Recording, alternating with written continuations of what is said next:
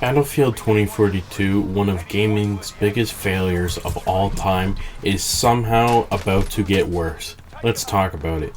So it recently came out that plans for Battlefield 2042 microtransactions have just been unearthed by data miners.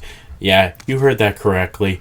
In a broken game, a game that is unfinished and has more bugs and problems than any AAA game in history, is coming out with microtransactions, which is just an insane thing to think about if you really put it into perspective. This game is just such a colossal failure for EA. I had so much hope for this game, and it turned out like crap, and I don't know, it's how they're justifying this attempt to nickel and dime their players. I really don't. I mean, I might understand microtransactions if they made the game free to play. You know, they still need a way to recoup some of the money they spent on it, and that would be fine by me. But the game is still broken. The game still has no content, even though it's a quote unquote live service game, and it's still a full price game. This game is not worth, full price. It's not. I won't pay for it. I'm taking a look at my analytics, and only 2% of the people watching this video right now are actually subscribed to the channel. Consider subscribing. It's free, and you can always change your mind later. But I'm also really worried because they're with all the people working at EA, instead of all of them coming together and thinking, hey, how can we make this game better? How can we make it better for the player base? How can we rebuild some of the trust we lost by releasing this unfinished product and, get our community back into playing Battlefield? Try to save the lifespan. I mean, the lifespan of most Battlefield games is 2 to 3 years. We're 6 months into the lifespan and no one is playing this game. I'm looking at the Steam player base, and there's 2,500 people playing, which, I gotta admit, it's an improvement. A month ago, it was only 1,000 players a day, so, they're up 1,000 players on Steam, which is great, and there's probably 5 to 10,000 players on, consoles, so there's under 15,000 people playing this game every day, and it's only been out for 6 months. And so, instead of trying to fix this broken game and trying to make it live as long as possible, I mean, you guys gotta think, this game cost EA approximately, this is unconfirmed, but I mean, I can't say I don't believe it. It's came out that it might have cost EA almost $2 billion to release Battlefield 2042. Oh my god. And yeah, they probably had you know what? I want to Google it. How much money the game has made. It did come out that Battlefield 2042 had the second biggest launch of all time, which is good for Battlefield. It's good for EA. They recouped some of the money. They probably made 300 million-ish. I think, if I've got my math wrong, I'm sorry. But I mean, that's a very small fraction, and you gotta think, it might not always be the best thing that a lot of players had their hands on Battlefield 2042. I mean, yeah, it's great that you recoup some of the money, but you left a bad taste in more gamers than ever, so, was it really worth it?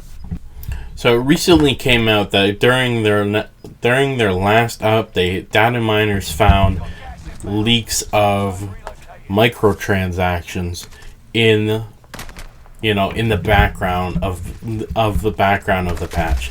And now, of course, they say these were old. EA has come out with a statement saying these are old game files, and I mean, I'm sorry, I can't believe it. They're trying to save face.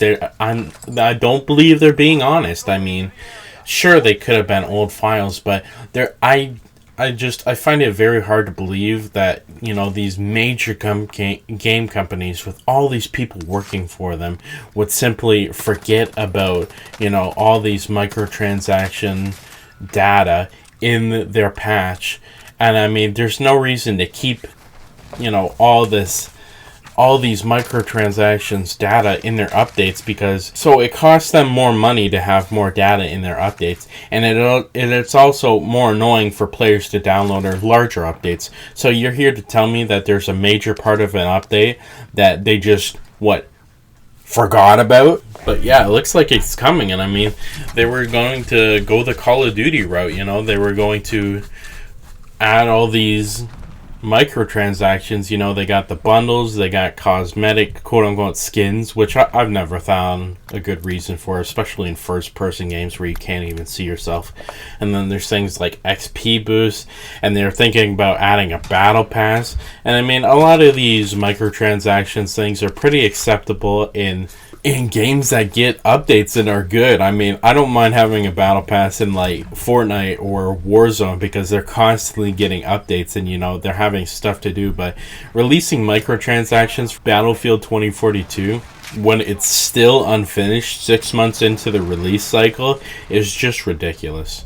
And it's not worth it. It looks like they'll be having their own in-game currency. It looks like pretty much everything else you can buy 500 Battlefield points for $5, 1,100 for 10, 2,400 for 20, 5,000 for 40, and 1,300 or 13,000 for 100, which is pretty much the industry standard, which is okay. Honestly, I'm surprised. I don't know why they thought this would be a good idea.